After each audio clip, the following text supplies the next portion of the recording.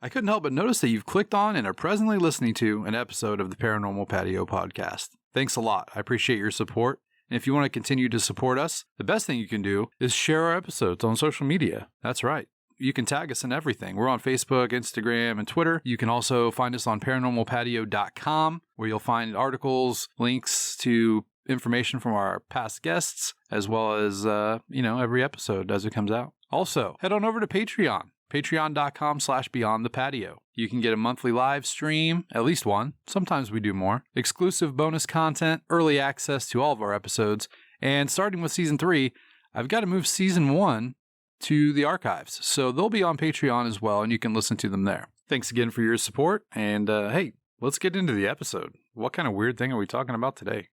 Tonight, we travel to Evansville, Indiana to talk with Holly Smith, former contributor to the Liminal Earth. Holly comes highly recommended from our good friend Kiki Dombrowski, who, if you've been listening to the show for a little while, you know Kiki appeared in Season 2 and has been on a couple of live streams for our Patreon, Beyond the Patio. Holly is going to share with us a little bit of everything, kind of a grab bag, from cryptids to ghosts to UFOs. It's all there. We're going to talk about Evansville and the surrounding area. And it is a really fun discussion.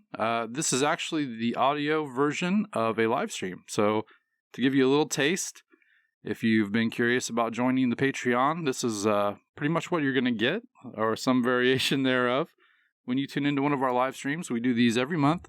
So if you enjoy this episode, consider joining us over on Patreon.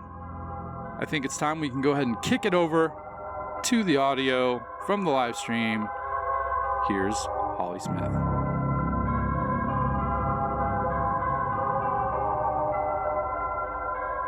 You're listening to the Paranormal Patio Podcast.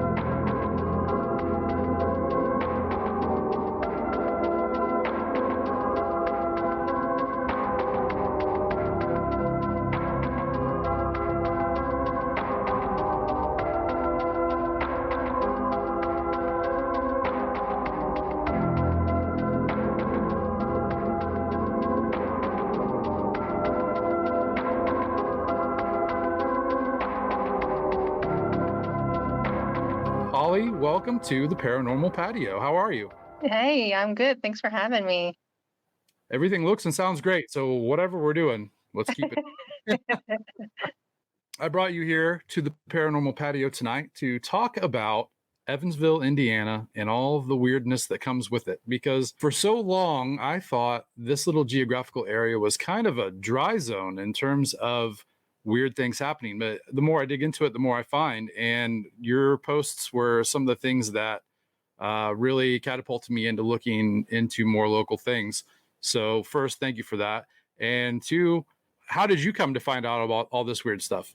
Well, I mean, some of this stuff is like local knowledge. Everybody talks about it, hears about it, that sort of thing. And then some of it, I kind of came across it just by doing my own research. I really like to do historical research and stuff. And I found a website that was Indiana University's folklore archives. So, and I found there's like hundreds of documents that are transcribed firsthand accounts of weird stuff happening, like UFOs and cryptids and ghosts, and a lot of stuff with creepy stuff happening with Ouija boards. Of course. But there's just a lot, and that goes way back, I think the earliest one I found was like 1950, so not super far ago. I guess that is a long time ago now. We're talking 70 years now, right? So yeah, that's crazy. Not that I was around then or anything, but yeah, I ended up finding out a lot of stuff in Evansville, and I found things that like corroborated stories that I'd heard from my friends that were firsthand accounts and that sort of stuff. And it was just like, wow, there's a lot going on here. You know what I mean? And it's not just these little like one-off stories. There's like a lot. Yeah. So, good friend of the show and a good friend in real life is Kiki Dombrowski, and you come very highly recommended by Kiki. She's a big fan. So, what's kind of your background? I know you talk about being a researcher, but what do you do in this type of thing, this type of field on a regular basis? What's kind of your background? My connection to this sort of stuff is casual. I don't consider myself like a professional researcher or anything. For a while, I was involved with Liminal Earth, which is how I got in contact with Kiki. Kiki's Hmm. great. I love Kiki. I'm glad she recommended me. Highly. Yeah, she's good people. And yeah, so I did a lot of research, like writing stuff down for Liminal Earth when I was with them, just because it was like a great sort of hub for this sort of stuff. And I do stuff with mapping in my day job. So the fact that they Okay. were like using a map, I was like, yeah, that's so cool. I'm Yeah, totally yeah. into that. Yeah, that's awesome. It's a good way to visualize all of these stories and be able to put pins in and see, this happened here and this happened here. Are they related? When you're just hearing stories, somebody says this happened over on Ninth Street, and then someone's like, oh, this happened a couple of blocks from Dollar General or whatever. Like you line them up and you can be like, oh, that's really close, to the other one, and this is a similar thing. So maybe it's a connected, phenomena. And yeah, maps are great visualization tools for that type of thing. Absolutely. Yeah, like I said, Kiki's a big fan, and we've had her on a few live streams. Have you done anything in person with Kiki? Have you actually met her in real life?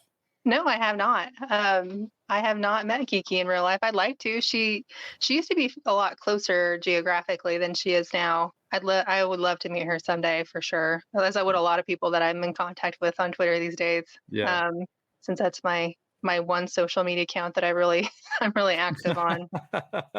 Yeah, I was supposed to meet Kiki in Nashville for the Strange Realities conference. She was going to be there, and unfortunately, she had some things come up, and we'll just say that. So I was a little disappointed, but I'm sure that we'll get to meet up. She's become part of my like inner circle hub of weirdness, and there's a lot of people like you mentioned that I've met, doing this sort of thing that I have become really good friends with. And the Pennyroyal guys, if you're familiar with Pennyroyal down in Somerset, Kentucky, they've become a huge resource for research, especially in the Kentucky area. And that's something that put me on a path where I was looking into the Kentucky goblins. And I actually reached out to you and I said, hey, are you this Holly from Liminal Earth that posted whatever about these goblin creatures in 1955 showing up in Evansville, Indiana? So I guess we can kind of start with that story if you don't mind sharing it. Yeah, sure. So, I mean, you're obviously, aware and probably very familiar with the Kelly incident in Hopkinsville, Of course, yeah. which is not very far from Evansville. I mean, it's in Kentucky, but it's like an hour-ish away from us. Sure. I was looking into this sort of stuff, and we saw like there was like the high school goblin incident that was in Evansville. It was like Lincoln School, which is closer to downtown Evansville, in 1955. So I kind of find conflicting dates on it, but it seems like it may have happened like within days of the actual Hopkinsville incident, and it seems like it might have been before. I'm not sure. That'd be interesting. That would be Yeah, interesting. yeah, yeah. Because you think about all this stuff that was happening, and they, wondering if it has to do with. I don't want to call it mass hysteria because that sounds a little extra, but I mean like influence, if you know what I mean, Yeah. rather than actual stuff. But there were these 10 small apparently goblin-like creatures that were just like on a football field in 1955. I have the date I have on is August 14th, and like the Hopkinsville incident was in the 21st, I believe, the I 22nd. think that's right. Yeah. It was like the middle of the night, so right on the edge there. It was just really interesting to see that. Another thing that kind of struck me too is like I know you're probably familiar with Hellyer, yeah. Of course. Yeah. Yeah, a lot of us are. That's how I got into touch with Yeah. a lot of people. Yeah. So one of the things around Hellyer was these abandoned mines was a big piece of it. And where I'm at, we have the same thing. It's still actively a mining community around us. And at the time, it was the same in 1955. I mean, people were still mining. And then there were a lot of abandoned mines. And I wish I had it to share, but my husband had dug up this overlay map of abandoned mines in Evansville, and it like lines right up to Lincoln School. No way. Yeah. It's like there's all these little old mine openings that are now long gone, but I mean they were there. So Wow. yeah. That's really interesting. Just to kind of put it out in case anyone that is listening to this episode or watching this live stream that we have going and you're not familiar with Hellyer, Kind of an operating theory that they were working with was that maybe these creatures from the Kelly Hopkinsville incident in 1955 had migrated to the east side of Kentucky, via abandoned mines and cave systems and whatnot, totally underground, and potentially, allegedly would have survived and propagated, right under our feet for, 55 to 2018 or whenever this happened, 2017. So, yeah, that's really interesting that there are abandoned mines and tunnels that would have been, easier to access, in 1955 when this sighting happened, and being right by that school. That's something that I did not know about this. And that is absolutely fascinating. Yeah, That's yeah. great.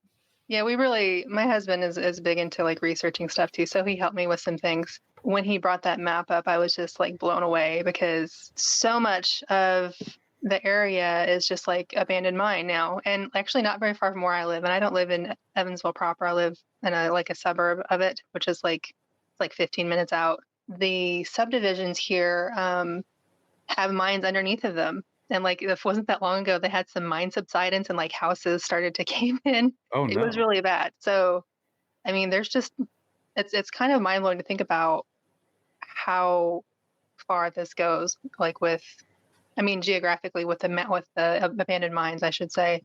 Yeah, no, that's absolutely fascinating. Actually, I had Geraldine Sutton Stith on the show for my Halloween event, Hair Raising Horror Week. So, in connection to this time period in Evansville, there was also something that Kiki found fascinating and pointed out to me, the sort of river monster incident, and it was around the same time. And I had found somewhere that story had changed a little bit, and they didn't really know if they believed the woman who had said it. They actually kind of alluded that maybe this little goblin sighting near the school was also just made up, like you had mentioned, kind of, chasing the tails of this major story that had blown up. But if it happened before, that makes that, theory kind of irrelevant.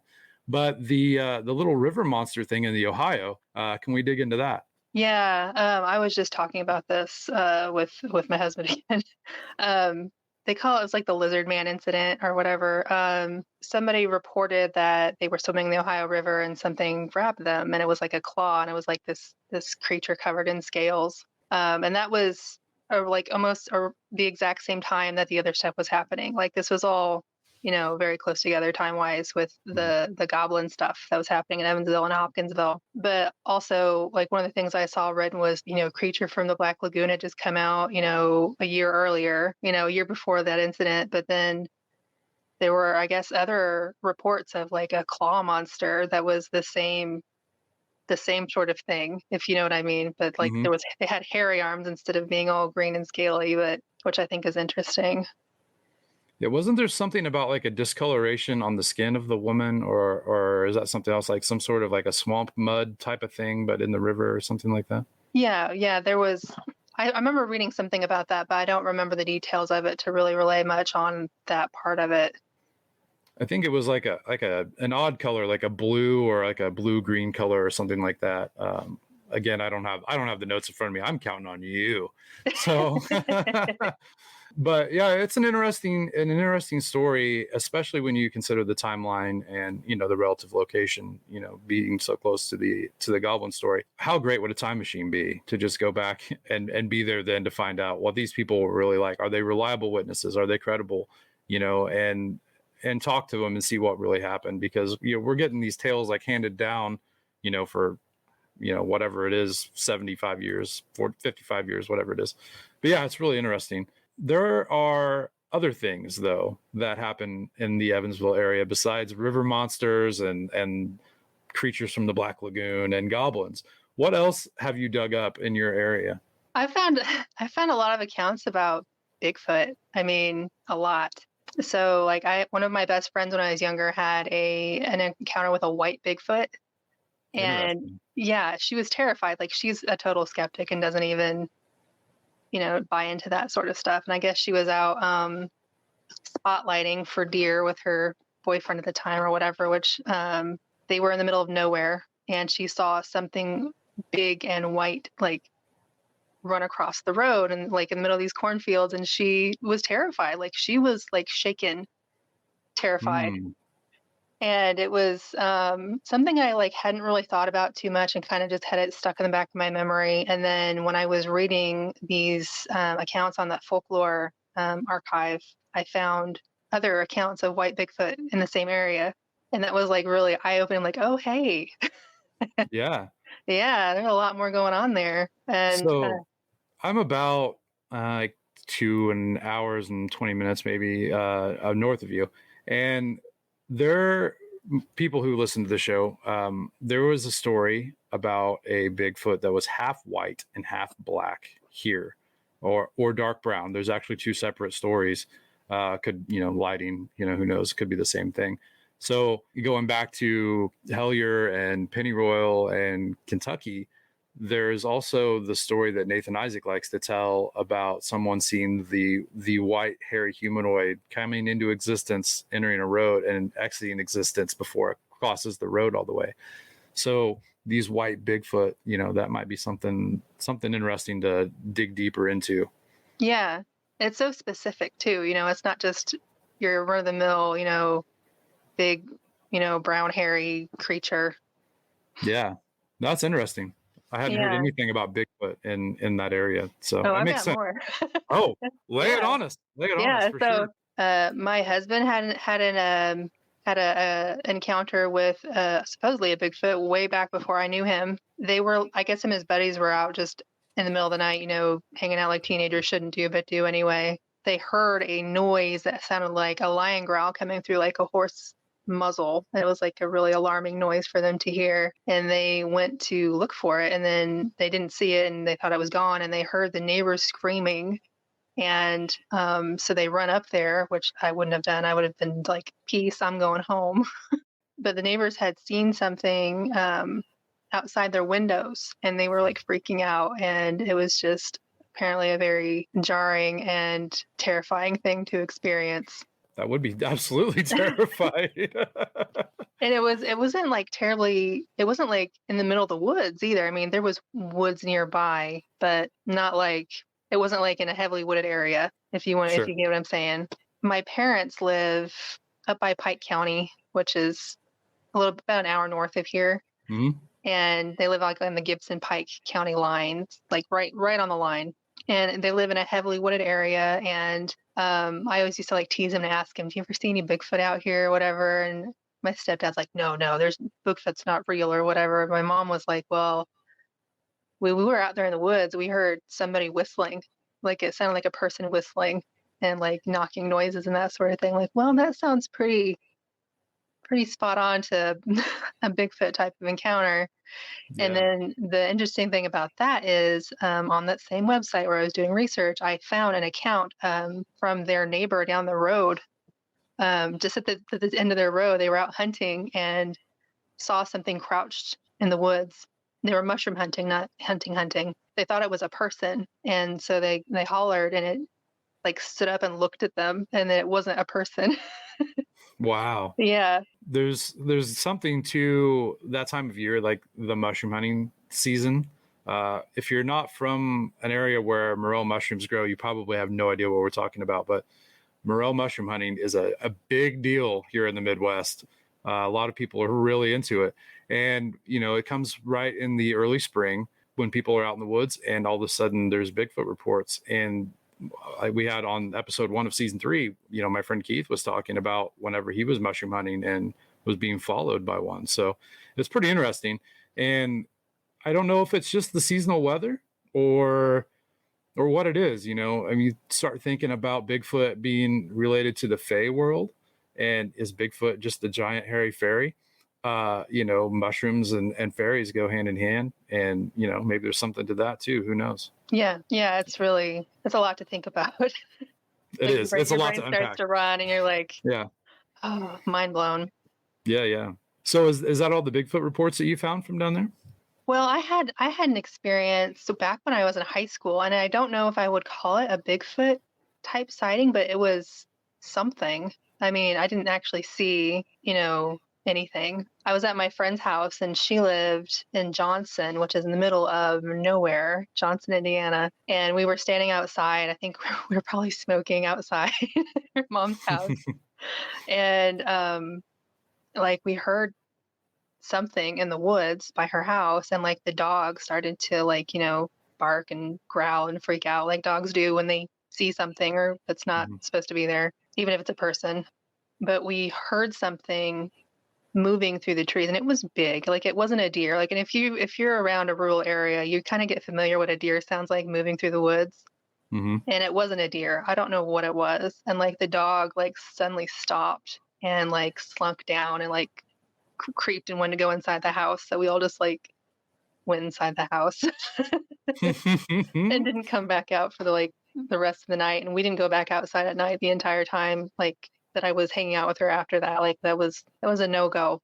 Yeah, no, I get it. My friend Keith, who I mentioned earlier, he had told me all these Bigfoot stories that there was two that he had. And we decided not long after the interview, a few weeks or something, we decided to go about 5 miles from where he had the first encounter that he had. And we were in an old Civil War cemetery, and it's right on the river. And we started hearing big crashes, and the look on his face, it's the same thing, like absolute just terror, especially if you've already encountered something like that.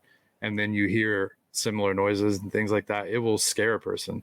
My music theory teacher, my senior year of high school, told me a Bigfoot story, and it may have been the first Bigfoot story I ever heard from someone who actually had an encounter. He was deer hunting in Mount Carmel, Illinois, which isn't really, it's kind of like halfway, I think, between the two of us. He said he had been sitting up there all morning, and all of a sudden he smelled something really awful, and he was looking around, and he said he saw a Bigfoot cross right underneath of his deer stand. And the look on his face when he was telling the story, he was going ghost white. So it's a really terrifying thing to come across, and to have, even if it's not a violent encounter or you're not being threatened, you're still faced with that thing, Yeah. There's something about this, like, is it a human? Is it not a human? It's almost a human. And it just tricks your brain into just pure fight or flight and that adrenaline rush. And it really messes with the person for a long time. So I get it. I wouldn't go outside there, especially being a young woman out there. No way. No. So have you had any other experiences besides this Bigfoot experience? Yeah, I saw a UFO out here once. Ghosts, a couple of ghost encounters. I don't know if you want to hear about any of that. Oh, sure. Hey, this is an equal opportunity paranormal platform for any type of that activity, for sure. I had my first UFO encounter. I kind of call it encounter. I saw what I thought was a UFO not very long ago. I can't remember if it was last year or the year before. I don't know. I lost a year with the whole COVID thing. Everyone did. But I was just outside on my back patio in the middle. I can't say it was middle of the night. It was like late. I don't remember what time of day it was. Night, obviously. But I looked up and I happened to see like something moving. I thought it was an airplane or a satellite or something. Because, there's always lights in the sky moving around at night, especially in like an urban area. We have an airport down here. Mm-hmm. But it started to move erratically, and I was like, what the hell's going on? And I just watched it, and it moved around, and then it took off. And I was like, that was really weird. And still now, I'm still not sure if it was a UFO. Like in my head, I'm like, oh, it could have been a drone, or it could have been, I don't know, anything, I guess. Like I try to explain it away to myself because I'm like, did you really see a UFO? I don't know, but it seemed like a UFO to me, so that's what I'm calling it. Yeah, I came across a really interesting UFO report when I was looking into Lucky Point, Indiana, which is up near Vincennes. There was, I guess he was the Indiana MUFON president. He passed away a few years ago. He was telling a story on a really old paranormal podcast that doesn't exist anymore. One of the very early podcasts, like when people still call them like internet radio shows, right? But he said there were these two guys that were, I don't remember if they were fishing or if they were hunting for something along the Ohio, just around Evansville. And they were abducted. And they did a regression hypnotherapy thing with them. And he said that the second guy was describing what was going on. They were on the banks of the river, and this light came, and when he started talking about being taken into the craft, he started uncontrollably crying and screaming, and he stiffened up on this couch and actually came up like off of the couch, which is kind of like that Like he Encounters of the Fourth levitated Kind or or that whatever. kind of Yeah, thing? that's what he said. And Dang. this was before that Mila Jovovich movie, the Alaska alien abduction thing. Yeah, that was Evansville's kind of on my radar for UFO activity anyway. I had to go down a few months ago for a training for my job, and they put me up overnight at the casino because we were using the convention hall. And so that night I went out down in front of the casino right on the Ohio. There's kind of like a hangout spot, I guess, that I didn't know was a hangout spot. There was probably like 70 people down there, cops down there, just keeping an eye on everything. And I just sat and I watched the sky over the river for like 45 minutes, just hoping I would see something, but I never did. Yeah, there's definitely UFO activity down there for sure. Yeah, I mean, I think there was some hot spots like when I was looking into, more research on the UFO sightings locally. I can't remember where exactly they were, and that's really interesting. You brought up the MUFON thing because there was somebody who somebody had put in a whole bunch of different submissions into this archive, and I wonder if that was that person because it was up by Vincennes, so I was just like, maybe that's related. Mhm. I forgot where I was going with that. I lost my train of thought. Well, I could talk a little bit about Vincennes also. Historically, a lot of really interesting UFO sightings before UFO was a thing. They actually saw like flying, they called them flying ships over the skies of Vincennes, which is a historic area, anyway, for the country, not just for Indiana and the Illinois area, but very pivotal area historically. So when you start talking about these really old UFO reports before there were cars, even, the way people describe them, it's interesting to look at how they describe things that they can't explain with a limited terminology because of the lack of technology that existed at the time. I always found that fascinating, calling them a Yeah. flying ship because they knew ships existed, boats existed. So they called them, flying ships. And then whenever we had the short-lived era of the blimp, then that narrative changed a little bit more. And then we had, where we had airplanes and things like that. And now this is really futuristic looking thing that people see. And I'm curious to see what it'll be like in another 50 to 100 years, what we will see, how this phenomena will reflect into like our third dimension and how we will perceive whatever it is that we're seeing. I think it's interesting, and I'm looking forward to finding out exactly what it's going to be. Hopefully I'm still alive in 50 years and I can find out. I'll be a crazy old man by the time that comes around, but I'll keep everybody updated for sure. Maybe it won't be so crazy then, Yeah, maybe not, by then we'll have already used this narrative of them being a threat to human society and we have to go to war and all this stuff. So we're already on the path of that anyway. Yeah. But let's not bog it down. I believe you said you had some ghost experiences too. If you don't mind sharing those, we'd love to hear them. Yeah. One of the big ones I had, I'll start small. Okay. So in my building, I was sitting and I was like looking, I wasn't looking, I was facing towards this doorway that has it's flanked by glass on both sides. So you can see on either side of the door.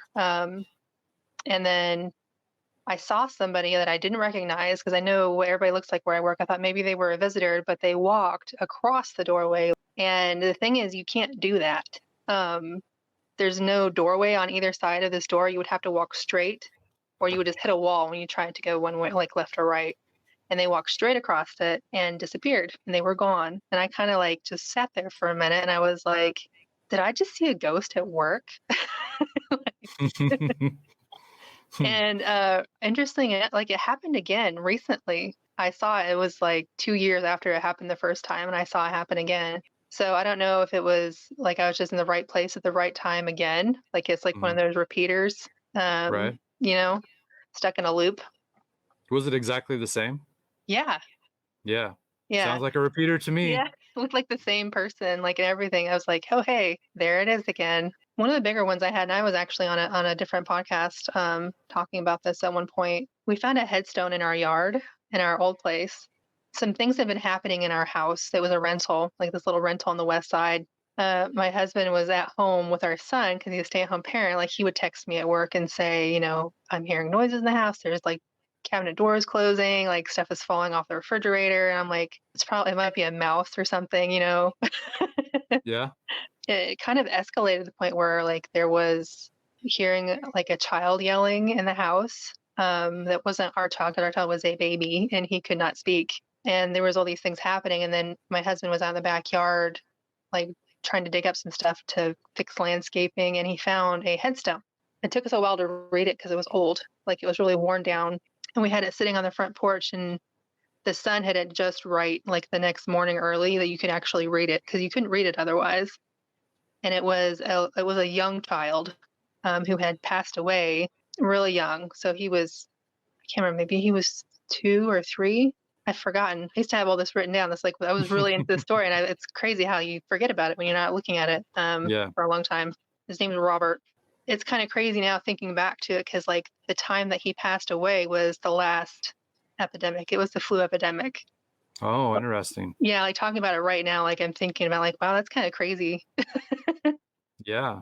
Yeah, like he had lost his mother or something like that to the flu epidemic, and then he had died from diphtheria, I think. I don't know, that's all just stuff I looked into about it. But there was a lot of weird stuff going on in the house, and my husband was uncomfortable, and I was not, and he was bothered that I was not scared of it. Like Like, people like us, we like that sort of thing, you know, we're into yeah, it. like it wasn't like doing anything to threaten me, so I wasn't really worried about it. You know what I mean? Mm-hmm. But he's excitable. So he'll get hype about stuff like that, and he'll just get freaked out. Say, "Oh, we got demons in the house." So Not did really any of it meaning that. did any of it change after you discovered the headstone? No. I guess stuff did kind of calm down for a while. We left the headstone on our porch, and we meant to take it to the cemetery where he's actually buried, because the child he wasn't buried in our yard, thank God. It was in a cemetery in Kentucky. And Do you know yeah, where in Kentucky? yeah, we ended up taking it back. It was I keep wanting to say Hopkinsville, but it's not. It's not Hopkinsville. Shoot. But anyway, If you I will get find you that out, let me information. know, just Yes, for my own personal thing, yes, because Kentucky's kind of my jam. I will get you the information on that.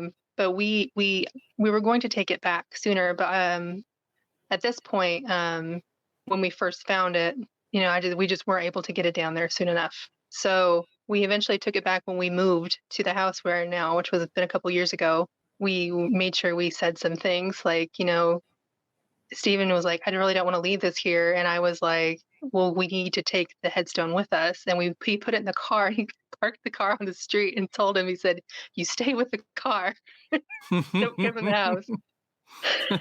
And then we drove it down to Kentucky and left it with the funeral home, because I did some research to find out where he was buried and where his mother was and that sort of thing. And there was a missing headstone, and it was his. I wonder So why someone would have that. Why I would someone go don't take know. the It was headstone of a child?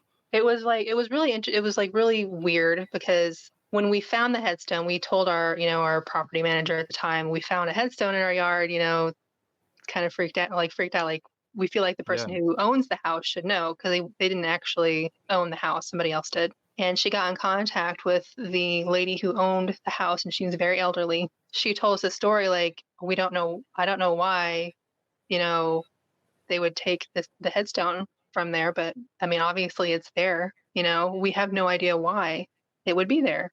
I don't know. It was really strange. That is really strange. The whole thing was really Yeah. strange. But when we took the headstone down to the funeral home, we handed off to the guy that worked there and left. Like, I haven't been back to check on it, and I think about that sometimes. Maybe I should go drive down there again and have a look. Yeah. It's Yeah. kind of like you've abandoned it and it's sitting there and you know it's there, Yeah. You just hope that it's okay. But you Mm-hmm. should probably look into it, right? Like a Right. house plant. Yeah, it probably needs some water, but I think it's okay. It's Right. upstairs. Yeah. Yeah.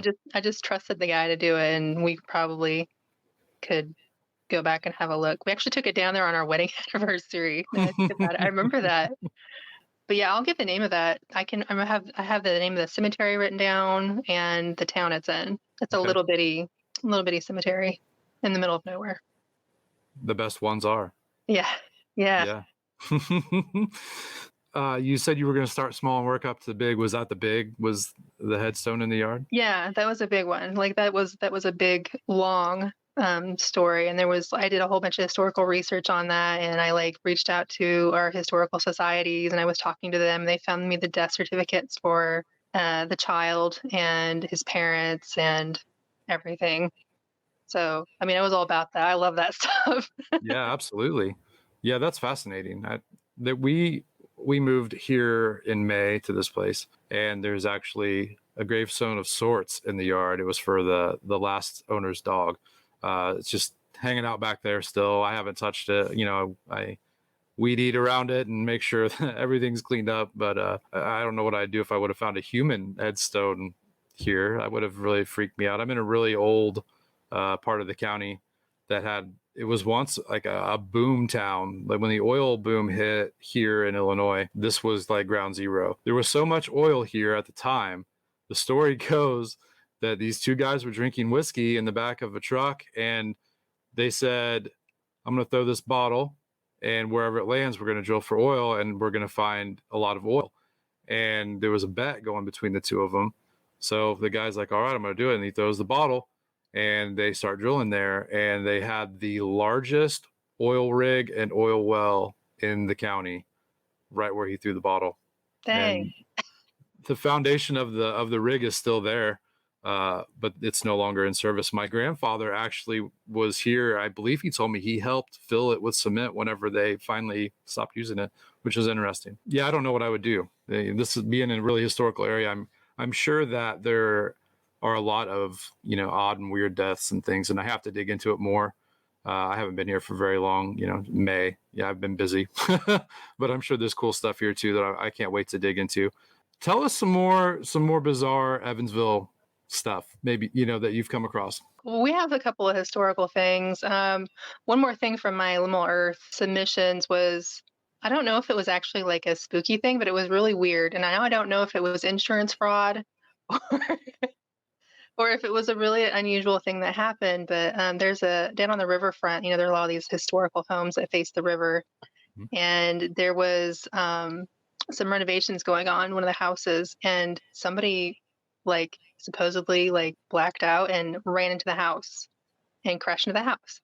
Now, one off, like that's unfortunate and bad, but you know, it's not like you're like, okay, yeah, that happens. But it happened again, like a very short period of time later. Like they had barely pulled that car out of the house and somebody else did it. Wow. So yeah, 2 in a row. So now I'm like, was it insurance fraud? was it something unusual happening? You know what I mean? Yeah. Yeah, that was just, I don't know. I thought it was weird. That is weird. I had Tobias Wayland on the show for Hair Raising Horror Week as well, and he told a story about an intersection in this little town where these girls were cruising at night with all their friends, and the radio started messing up, and they saw a winged humanoid on like a lamppost or something. They got out of there. When they came back around, the radio was messed up again, and he went, and they had some audio recording things going, and there was a big distortion whenever they crossed through that intersection. So that's the first thing I thought about was, what if there was something going on there, like on that road, you know, the ping, someone blacks out and crashes into this house, and then it happens again. That is bizarre. I mean, yeah. If everyone in the town had low blood sugar problems, I guess it would be a little less weird, right? But yeah, that'd be a weirdo phenomenon on its own. That is interesting. Yeah, for sure. Yeah, and like that's the oldest part of the city down there by the river, and like there's a lot of history there with like the war, like Civil War, and that sort of thing going on with that area. And it's just, I don't know, there could be some really weird, crazy vortex like things happening down there that we don't know about. Yeah. Yeah. Well, I mean, in the Ohio River, like you said, it's right there. And there's a lot of weirdness. You can just trace the weirdness on a map. The Ohio River feeds it Yeah. everywhere. You know, it's fed my personal journey and research in Kentucky. It feeds into the Mothman of Point Pleasant and everything in between. That whole riverbank is weird all the way across Kentucky. And, you know, maybe it bleeds through to the north as well, not just the south. I wouldn't be surprised. Not at Yeah. all. It'd be really interesting to totally impossible. This is just a thought experiment to just completely drain the water out of the river and just scour that riverbed and see what's going on down there. You know, I've thought about that. We like our closer river to the east of me that kind of dictates the border between Illinois and Indiana in this area. I've often thought these stories about people finding giant catfish and abandoned cars and things, like how cool would it be to just take like 100-foot section of it and block it off somehow and see what's really down there. Because I mean, there's so much water on Earth, who knows what's hiding under there, not just in the oceans but the rivers too. Fascinating. I found an old car in a creek in the middle of the woods once. I don't know how it got there. I'd love to know that story. You know, there's weird stuff with water, and the Ohio River is no stranger to the weirdness for sure. Yeah, and it's dark, murky, deep water, you know, like you can't, there's not any point you can see the bottom. So Yeah. like it's not near us. Yeah, Yeah. for I sure. would be like, you probably drain that out and just find a bunch of trash, but there's good stuff in trash. Yeah, the old adage, you know, Yeah. one person's trash is another man's treasure. Yeah. Being in your area, have you come to Illinois and visited the Shawnee Forest by any chance? I love the Shawnee Forest. There It you is go. beautiful there. It also feels strange. It does, doesn't it? Yes. Yeah. Have you taken the ferry at Cave in Rock and crossed over to Kentucky across the Ohio? No, I haven't. Put it on your bucket list. It's fun. Yeah. Yeah, it's really fun if you go on a day like I went when there was some sort of biker rally going on. And it was like my car, a truck, and then like 15 or 20 motorcycles going across on this ferry. It was really interesting. Everybody was sunburned. It was awful. Yeah, but if you come over this way, you might as well just jump on Illinois Route 1 and take it right into the Ohio and cross on the ferry. Yeah, I'll have to do that. Have you ever been to New Harmony? New Harmony. That New sounds Harmony, really Indiana? familiar. Okay. It sounds really familiar. If you are into weird stuff, you should totally go check that out. And I mean, it's really an old utopian experiment that went wrong like years ago, like in the 1800s. It's like the Owenites. Have you heard about the Owenites? Nope. Okay. They really were trying to like literally build a utopia, and it failed. And so left behind are a whole bunch of old like log buildings, and there's an open air church there. It's like an open air chapel. Have you heard of it?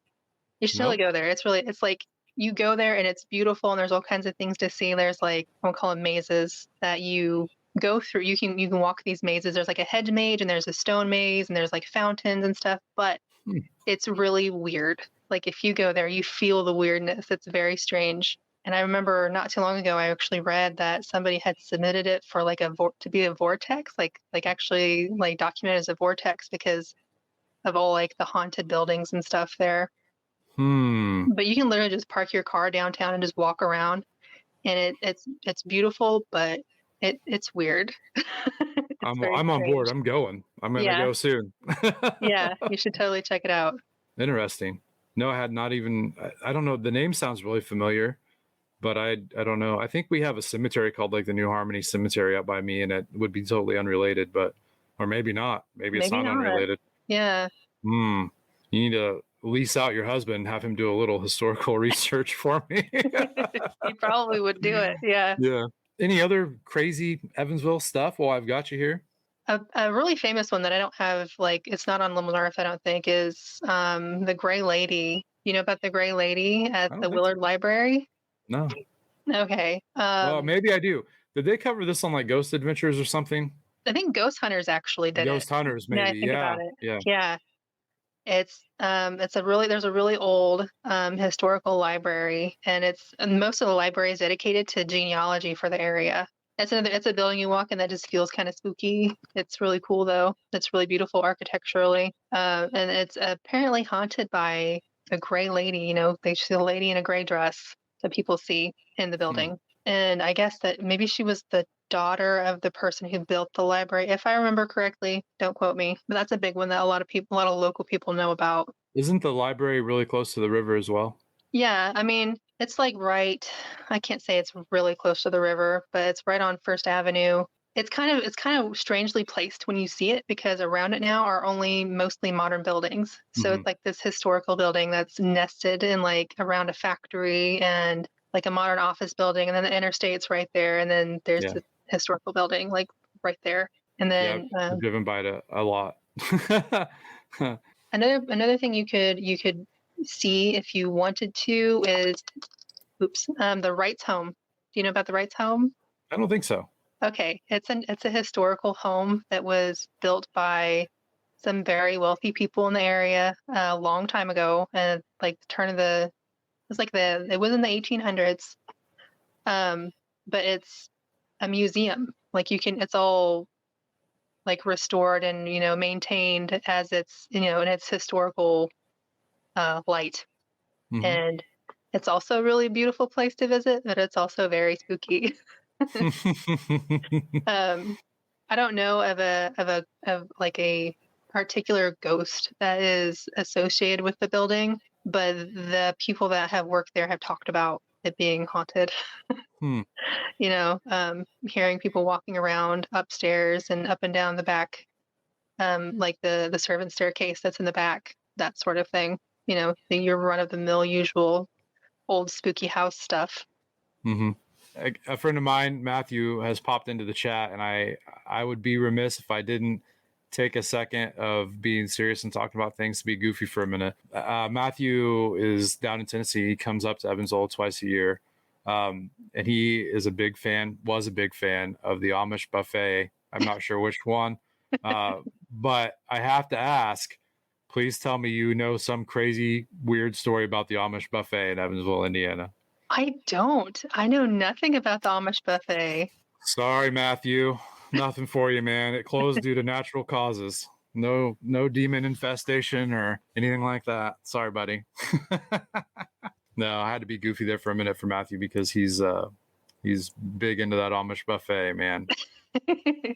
Hopefully they open up another one. If he's talking about Stoll's Country Inn, that's a big one for a lot of people. It is pretty popular. Yeah. People from here talk about it too. Yeah, Stoll's Country Inn. That's what he just said. Yep. Yeah. Is it so? That's closed? I think it is. I mean, I didn't ever go there. I mean, so I didn't really keep tabs on it, if you know what I mean. Yeah, I think you just made Matthew's list. That's too bad. I know it's right there on 41. But yeah, I don't know. It could be closed. Wow. Sorry, Matt. Sorry, buddy. I love it. Yeah, there's a lot of cool stuff that goes on down in Evansville, and I'm going to look into the New Harmony thing. Definitely, I think maybe if there's any type of cell phone reception there, we could do a future live stream from New Harmony. That might be fun to do. I might have to hit you up. We might need some help. Yeah, do that. What would be really cool is if we can talk Kiki into coming up and the three of us can just go out there and be weird. Yeah, that would be amazing. I bet she would love it too. If she hasn't been already, I don't know. She likes to travel a lot. She's a traveler. She just got back from Egypt a couple months ago. Yeah, so envious about that. I know. I was just talking about it the other day to someone who has no idea who she is. I was telling the stories about Egypt and how cool it is to go, and yeah, on my bucket list. If you would like to take a few minutes, and I don't know, I know you kind of have your Twitter thing going on. Do you have anything else going on where people can come and find you online and all that good stuff? I'm really just on Twitter. I know that's terrible. My Twitter, my @ on Twitter is Madam Moody Tofu. And I also have a blog that there's a link on my Twitter. I haven't updated it recently, but I mean, there's some weird, crazy stuff on there. If you're into stuff like hypnagogic meditation and like dream stuff and like weird, what is reality type stuff, that might be your type of thing to look into. It's right up my alley for sure. That's awesome. I'll make sure to put a link to that in the show notes whenever this episode comes out as an actual podcast episode. I'll put it on all the social media and things like that for everybody to find. So it's really easy and they can come and find you and bug you on Twitter. And, hopefully we can get some more weird stories out of you on Twitter and maybe even have you back on the show in the future. Who knows? Yeah, I would love that. And I'll definitely hit you up when it comes time to do this New Harmony thing. Maybe we can get a big group of people and go be weird. Yeah, that'd be awesome. Have it be on the patio on the road. Yeah. Well, thank you so much for coming on and hanging out with us and for doing the interview for the episode. It's been a lot of fun. All right. Well, thank you so much for having me. It was a nice little chat to have. My pleasure. I'm glad you worked out all your technological difficulties over there. Yeah, me too. All right. Have a great night, and I will be seeing you on the Twitterverse. All right. Good night.